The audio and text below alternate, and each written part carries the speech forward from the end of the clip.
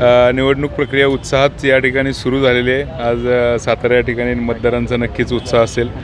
चांगली ट्रिप करून आलेले आहेत, फ्रेश मूडमध्ये असतील आणि या फ्रेश मूडमध्ये नक्कीच परिवर्तनाच्या दिशेने ते मतदान करतील असा मला पूर्ण विश्वास आहे. आणि पुनश्च एकदा राजांचा, शंभूराजांचा आणि मकरंदाबांचा सन्मान जिवंत ठेवण्यासाठी आणि त्यांची ताकद दाखवून देण्यासाठी मतदार या ठिकाणी माझ्या पाठीशी उभे राहतील असा मला पूर्ण विश्वास आहे. ट्रिपचा मोठा असा हे होणार नाही परिणाम.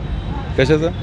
या ट्रिपचा परिणाम कशा? नाही, ट्रिपमुळे उत्साही झालेत, सगळे आनंदी झाले. ट्रिपमध्ये माझ्याच चर्चा होत्या सगळीकडं, काही काळजी करू नका. ट्रिपमध्ये सगळ्यांची इच्छा आहे की माझ्या पाठीशी उभं राहायचं. अर्थात काही राजकीय बंधनं असल्यामुळं नेते जरी सांगत नसले तरी मतदारांमध्ये माझ्याबद्दल खूप प्रेम असतं आहे. मतदारांनी मला खूप प्रेम दिले, त्याबद्दल मी सर्वांचं मनपूर्वक आभार व्यक्त करतो. मतदान फुटेल या भीतीपोटी ही सहल काढली गेली होती भाजपनं. पण त्याचबरोबर तुम्हाला राष्ट्रवादी असेल, शिवसेना असेल, जो जिल्हा परिषदेचं राजकारण जे झालं होतं त्याच्यानंतर हे सगळं तुमच्या बाजूने काही वातावरण तयार झालं होतं. काय सांगाल, म्हणजे आत्ता वाटतं का की तुमच्या बाजूने? नक्कीच. ॲक्च्युली युतीतले जे दोन पक्ष आहेत, राष्ट्रवादी आणि शिवसेना, यांनी नेहमीच या जिल्ह्यामध्ये संघर्ष केला आहे BJP बरोबर.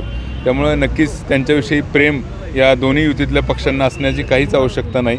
आणि BJPच्या नेत्यांनी वारंवार युतीच्या नेत्यांचा अपमान केलेला आहे, त्यांना वारंवार खाली मान घालायला लावलेली आहे. त्यामुळं साहजिकच त्यांचे सर्व कार्यकर्ते या बाबतीत प्रचंड हे आहेत, चिडलेले आहेत. आणि त्यांची इच्छा आहे की या निवडणुकीतून आपण या नेत्यांचा, या मातीतल्या सुसंस्कारी नेत्यांचा हिसका या गुरमीत असलेल्या नेत्यांना दाखवावा.